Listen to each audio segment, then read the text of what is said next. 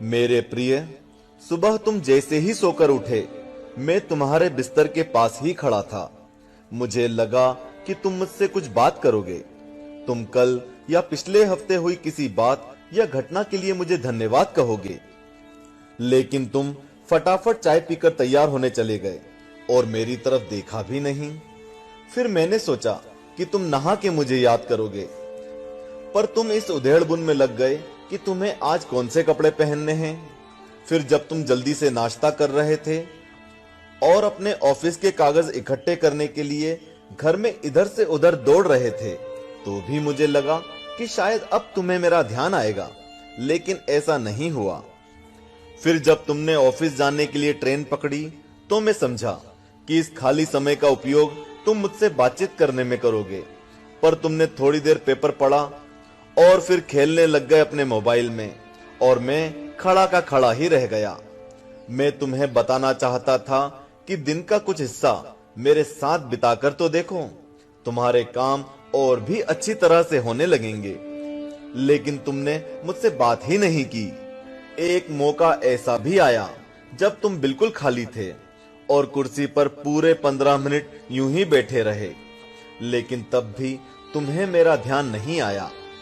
दोपहर के खाने के वक्त जब तुम इधर उधर देख रहे थे, तो भी मुझे लगा कि खाना खाने से पहले तुम एक पल के लिए मेरे बारे में सोचोगे, लेकिन ऐसा नहीं हुआ।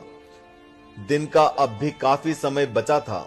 मुझे लगा कि शायद इस बचे समय में हमारी बात हो जाएगी, लेकिन घर पहुंचने के बाद तुम रोजमर्रा के कामों में व्यस्त हो गए। जब वे काम निपट गए तो तुमने टीवी खोल लिया और घंटों टीवी देखते रहे। देर रात थककर तुम बिस्तर पर आ लेटे। तुमने अपने पत्नी और बच्चों को शुभरात्रि कहा और चुपचाप चादर ओढ़कर सो गए। मेरा बड़ा मन था कि मैं भी तुम्हारी दिनचर्या का हिस्सा बनूं, तुम्हारे साथ कुछ वक्त बिताऊं, तुम्हारी कुछ सुनूं, तुम्हें कुछ सुनाऊं, कुछ मार्गदर्शन करूं तुम्हारा, ताकि तुम्हें समझ आए कि तुम किस लिए इस धरती पर आए हो और किन कामों में उलझ गए हो। लेकिन तुम्हें समय ही नहीं मिला और मैं मन मार कर ही रह गया। मैं तुमसे बहुत प्रेम करता हूं।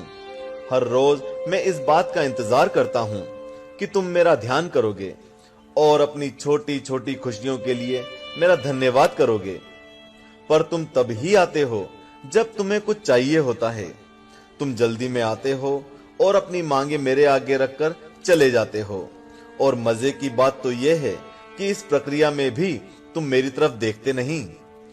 तुम्हारा ध्यान उस समय भी लोगों की तरफ ही लगा रहता है और मैं इंतजार करता ही रह जाता हूं।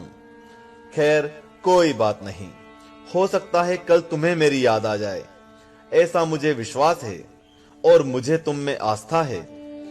आखिरकार मेरा दूसरा नाम आस्था और विश्वास ही तो है। तुम्हारा पिता परमेश्वर। बिना देरी किए लाइक का बटन दबा दें और कमेंट बॉक्स में हरिओम लिखें। जय श्री कृष्णा।